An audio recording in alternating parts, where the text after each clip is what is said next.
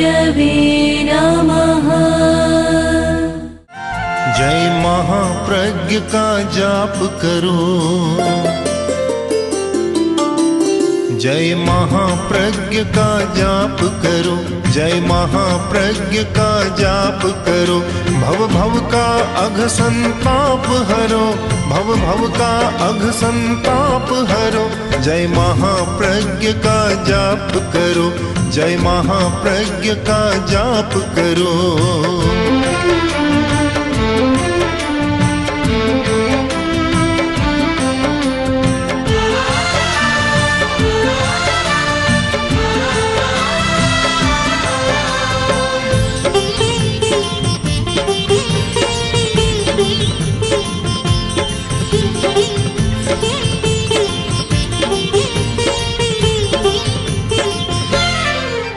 नमो अरहंताणम, नमो अरहंताणम।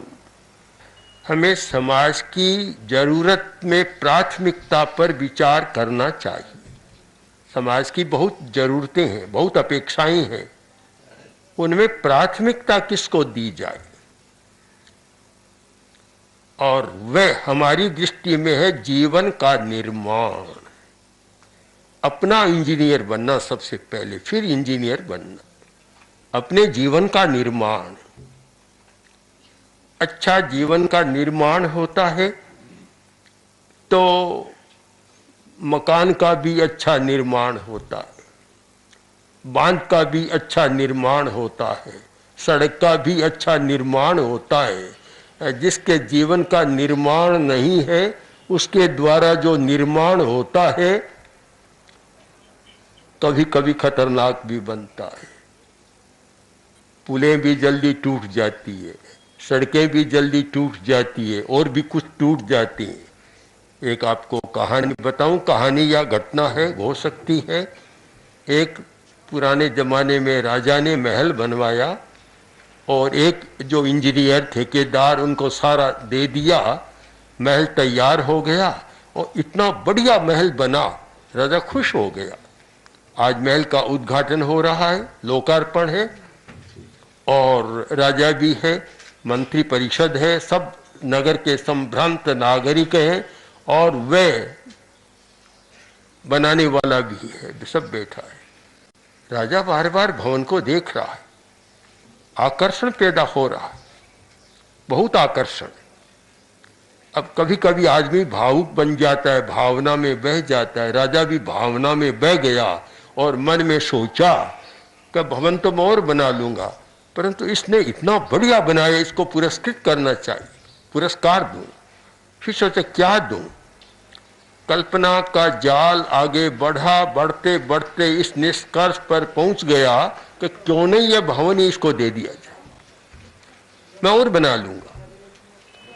राजा ने भावना के साथ घोषणा कर दी कि इसने इतना बढ़िया भवन बनाया है, और मेरे मन में इतनी भावना पैदा हो रही है, और भावना की कल्लोलें उठ रही है, और भावना के आधार पर मैं भावना से अभिभूत होकर यह घोषणा करना चाहता हूं कि यह भवन इसी ठेकेदार को दे रहा हूं। तालियों की गड़गड़ाहट हो गई, सब लोग प्रसन्न, और राजा की उदारता पर भी प्रसन्न, सब प्रसन्न, केवल एक प्रसन्न बनाने वाला, और जिसको भवन मिला वह प्रसन्न नहीं। वह जानता है कि मैंने इसमें इतना गलत रॉ मटेरियल लगाया है कि 2 वर्ष बाद तो ढह जाएगा। राजा अगर रुपया देता तो मेरे काम तो आता, यह भवन देकर तो मुझे और परास्त कर दिया। आप चिंतन करें कि सब खुश, जिसको मिल रहा है भवन वह खुश नहीं। क्यों नहीं है? कि जिस समाज में नैतिक मूल्यों का विकास नहीं होता, वहाँ निर्माण भी अच्छा नहीं होता, स्थायित्व भी नहीं होता। सबसे बड़ा निर्माण है जीवन का निर्माण, जीवन मूल्यों का निर्माण। और जब जीवन मूल्यों का निर्माण नहीं है, आप कुछ भी नहीं कर सकते। एक दिन जटिया जी बैठे थे और हमने कहा कि आप लोग गरीबों के लिए क्या कर रहे हैं, सरकार क्या कर रही है? तो हम बहुत कुछ कर रहे हैं।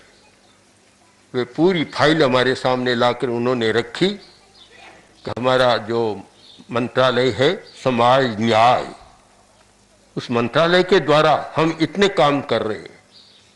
मैंने वह देखा, सारे टाइटल्स देखे, अच्छे लगे कि भाई काम कर रहे हैं वास्तव में। मैंने कहा आप काम इतने कर रहे हैं, पर उसकी निष्पत्ति क्या है? हमने तो इन 2-3 वर्षों में हर जगह गांवों में देखा, जो आप कर रहे हैं वह कहीं दिखाई नहीं दे रहा है।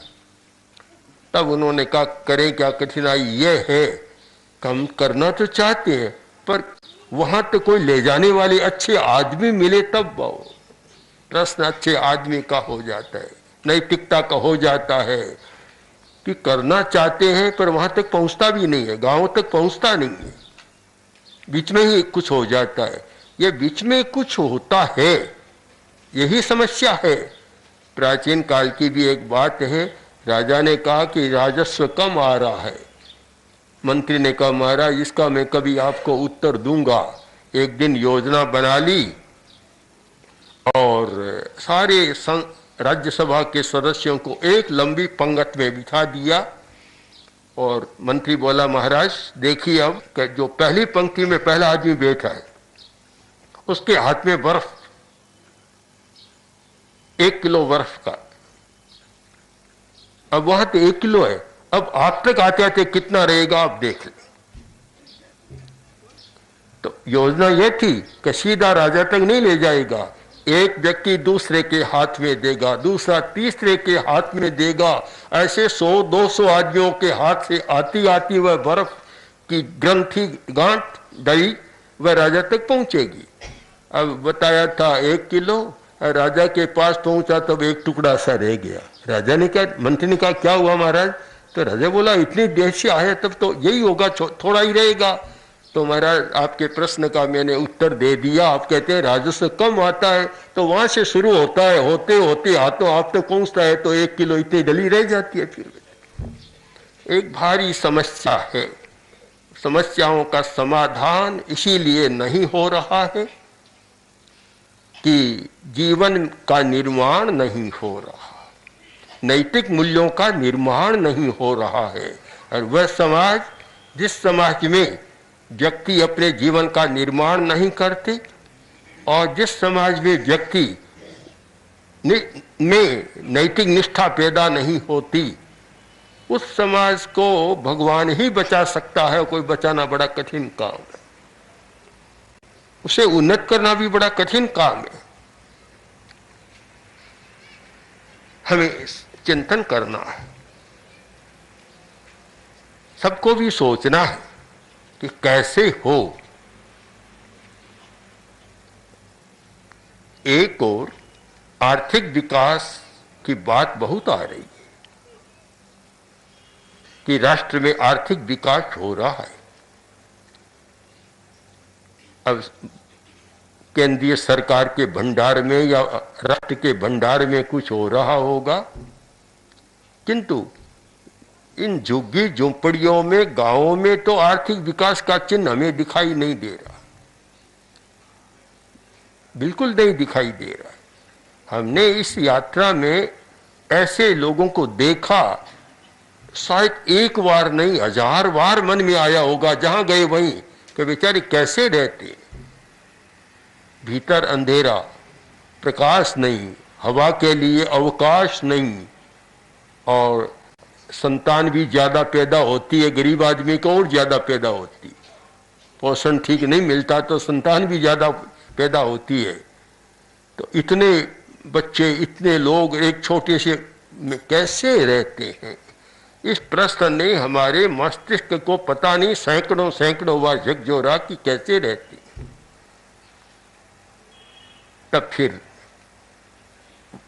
उसी ओर ध्यान जाता है, अहिंसा की ओर और नैतिकता की ओर, कि अगर समाज में, राष्ट्र में नैतिक मूल्यों का विकास हो और अहिंसा का विकास हो तो शायद इस स्थिति में लोगों को रहने को विवश न होना पड़े।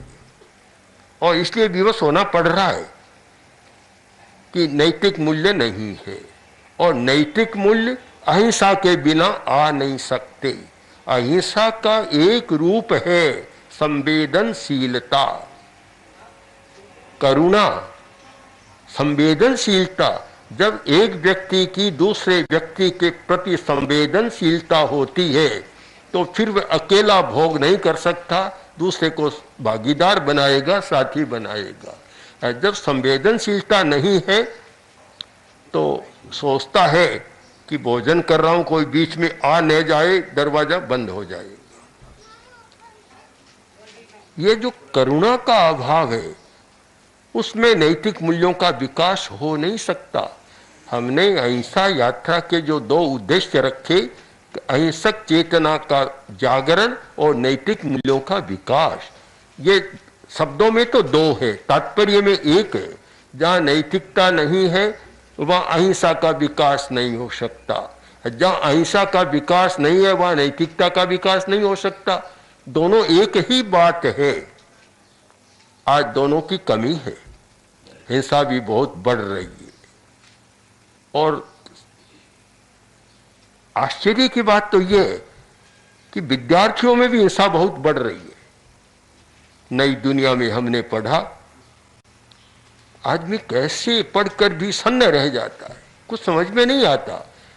यह सुनते थे कि अमेरिका में विद्यार्थियों में ऐसा होता है, पर अब हिंदुस्तान भी पीछे रहने वाला नहीं है। एक बात पड़ी, इतनी दर्दनाक बात थी कि एक विद्यार्थी ने अपने साथी विद्यार्थी को पीटते पीटते उसकी हत्या कर मार डाला।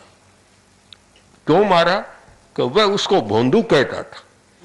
बस एक शब्द को लेकर उस शब्द को सहन नहीं कर सका और अपने साथी विद्यार्थी की हत्या कर दी।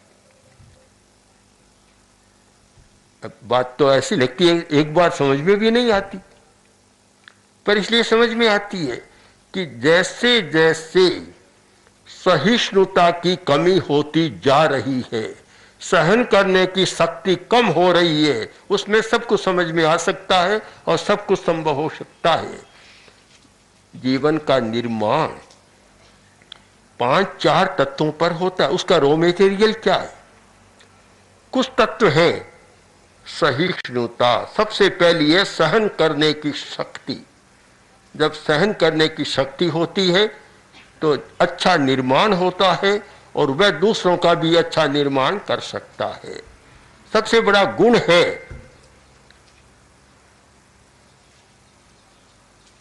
व्यास ने महाभारत में लिखा, नान्यत्र बुद्धि क्षांतिभ्याम।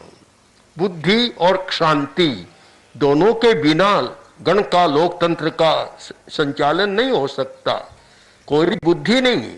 आज सारे शिक्षा संस्थानों का ध्यान केंद्रित हो रहा है बौद्धिक विकास पर, कार्मिक विकास पर। बुद्धि का विकास हो और प्रोफेशन जो जाना है उसका, विज्ञान के संकायों का विकास हो, इस पर ध्यान केंद्रित हो रहा है। किंतु दो बात साथ है कि बुद्धि और शांति, क्षमा, सहन करने की शक्ति, वह सहन करने की शक्ति नहीं है। जब सहन करने की शक्ति नहीं है तो परिवार भी अच्छा नहीं चलता, संस्था भी अच्छी नहीं चलती, तो भला लोकतंत्र इतना बड़ा राष्ट्र तो कैसे अच्छा चल सकता है? आज जितने शिक्षा संस्थान हैं उनका यह पवित्र कर्तव्य है कि विद्यार्थी को केवल बौद्धिक न बनाए, कोरा इंटेलेक्चुअल बना देना पर्याप्त न समझे, उसको गुणात्मक विकास में ले जाए, भावात्मक विकास। इस प्रसंग में अमेरिकी राष्ट्रपति अब्राहम लिंकन, जिनको राष्ट्रपति मानो या लोक सेवक मानो या अच्छा आदमी मानो, मैं तो उनका अच्छा आदमी मानता हूं। जो दुनिया में कुछ अच्छे आदमी हुए हैं उनमें अब्राहम लिंकन का नाम एक प्रथम होता है, अच्छे आदमियों में। इतने अच्छे थे।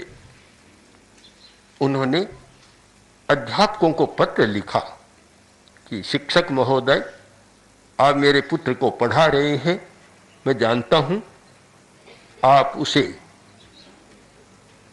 गणित पढ़ाएंगे, इतिहास, भूगोल, खगोल, साइंस, कला, ये सब पढ़ाएंगे, पर मैं इसे पर्याप्त नहीं मानता। मेरे पुत्र को आप पढ़ाएं कि जटिल परिस्थिति आए उस समय वह स्थितप्रज्ञ कैसे रह सके, संतुलित कैसे रह सके। आज का शब्द संतुलित और गीता का शब्द स्थितप्रज्ञ। स्थितप्रज्ञ कैसे रह सके, संतुलन में कैसे रह सके। मेरे बेटे को आप यह पढ़ाएं, मेरे पुत्र को आप यह पढ़ाएं, जीवन में आने वाली अंधेरी घाटियों, उतार चढ़ाव, दिन और रात, उनमें वह सम कैसे रह सके। इतना मार्मिक पत्र उन्होंने लिखा कि केवल बौद्धिकता से काम नहीं चलेगा, अच्छा जीवन जीना है तो जीवन का निर्माण करना है। और जीवन निर्माण का पहला है सहिष्णुता, सहन करने की शक्ति। एक सहन करने की शक्ति होती है तो सब कुछ ठीक हो जाता है। बड़ा कठिन हो गया। पुराने जमाने में गुरु किसी को शिष्य बनाते थे, बड़ी कसौटी करते थे। एक सन्यासी नदी के किनारे पर कुटिया बनाकर साधना कर रहा था, बड़ी अच्छी साधना चल रही थी। एक दिन एक आदमी आया और 5-10 गालियां बककर चला गया। यह रोज का धंधा हो गया कि सन्यासी तो अपनी साधना करता है और लोग भक्त आते हैं, पूजा पाठ नमस्कार करते हैं, और वह आकर गालियां बोलकर चला जाता है। महीना बीत गया, 2 महीना बीता, 3 महीने बीत गए। आखिर 3 महीना के बाद वह व्यक्ति गालियां देने वाला आया और भक्ति से नमस्कार कर चरणों में लुट गया और बोला, मुझे क्षमा करें, मैंने बहुत गालियां दी, पर आपको पता है मैंने क्यों गालियां दी? सन्यासी बोला, मुझे कोई पता नहीं है, तो आपके गुरु का आदेश था इसलिए मैंने आपको गालियां दी।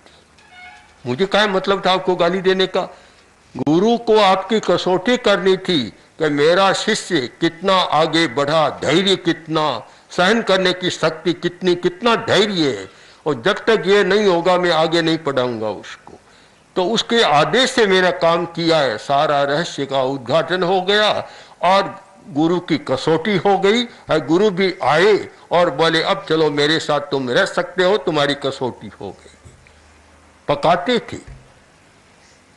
आप भी बाजार में जाते हैं, इंदौर में घड़े तो मिलते होंगे, मिट्टी के घड़े मिलते हैं।